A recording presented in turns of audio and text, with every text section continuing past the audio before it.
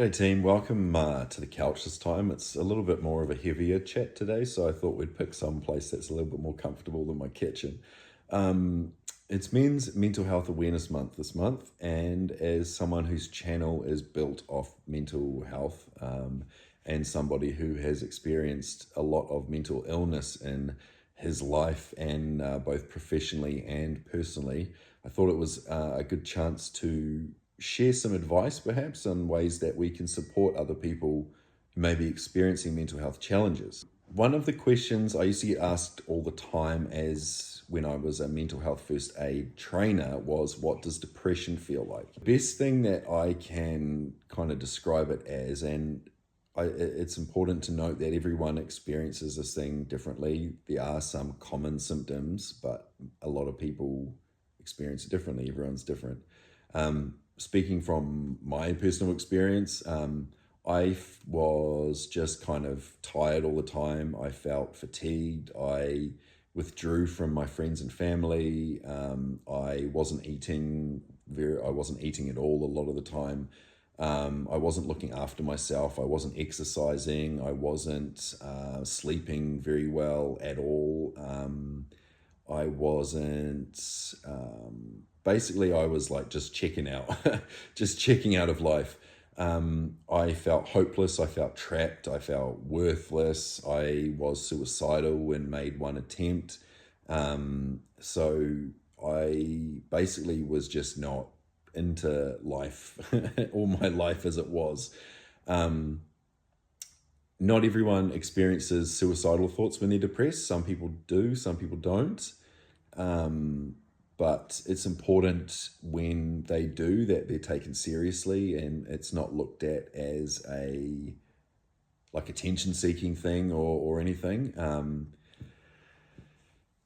What helped me? So what helped me get through depression, or what helped me recover? I still think I'm recovering. But support was a huge one, and support from friends and family, or whatever that may be. It's when you're particularly depressed, there isn't a lot of hope around, and as a support person, and potentially unfairly, you will be essentially that person's hope for what could be like a considerable amount of time. Like, it might not be just a short couple week thing. It might be a while. If you end up at a doctor, like a GP, the GP will ask you how long you've been feeling this way for. And generally we put like a 2 week, if you've been feeling this way for 2 weeks or more, it's a good time to reach out to someone. It's a good opportunity to ask for help. Whatever the reason we're feeling this way, grief and mourning and trauma are things that happen, right? And when those things happen, there's a period of time post those things where we might feel sad or angry or upset or whatever the feeling may be. But if we start feeling that way for longer than a couple of weeks, like kind of regardless of whatever it is, it's a good time to reach out and talk to someone about it, because there could be advice out there, you know. So whatever the support looks like, could be friends or family, could be the GP, could be a crisis team if the situation calls for it. Supports are vital.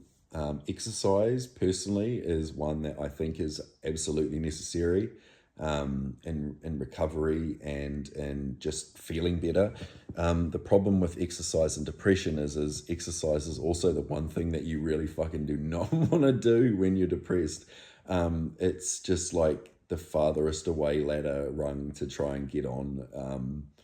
It feels virtually impossible, and so it's kind of that catch-22 of how do you get this person out of bed to do something that you know will absolutely benefit them. At least in my opinion it will, but it's them not wanting to do it, so that's a tough one. That's a sort of a whole new can of worms itself as well, but exercise definitely helps. And once we are feeling better as well, once we're kind of in that recovery stage, that exercise is something that's really important to keep going and keep up with, because it will keep that feel good chemicals pumping around, and being outside or being in a different environment and all that kind of stuff is all good as well.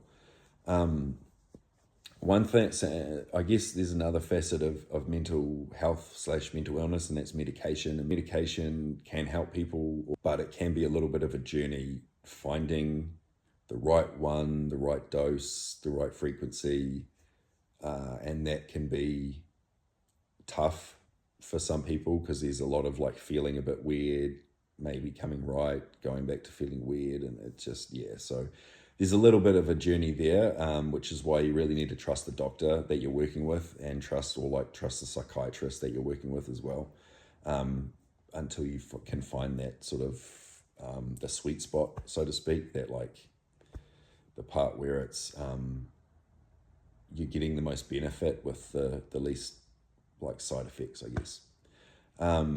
But that's where exercise is really great, because there's not a whole lot of side effects other than like if you pull a muscle or something. But so yeah, support is vital. Exercise, in my opinion, is vital. Medication can help, and especially like short term can help a lot of people too.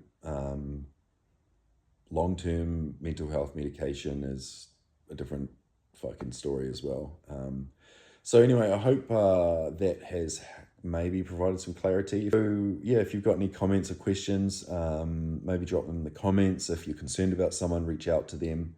And yeah, talk soon. Okay, bye.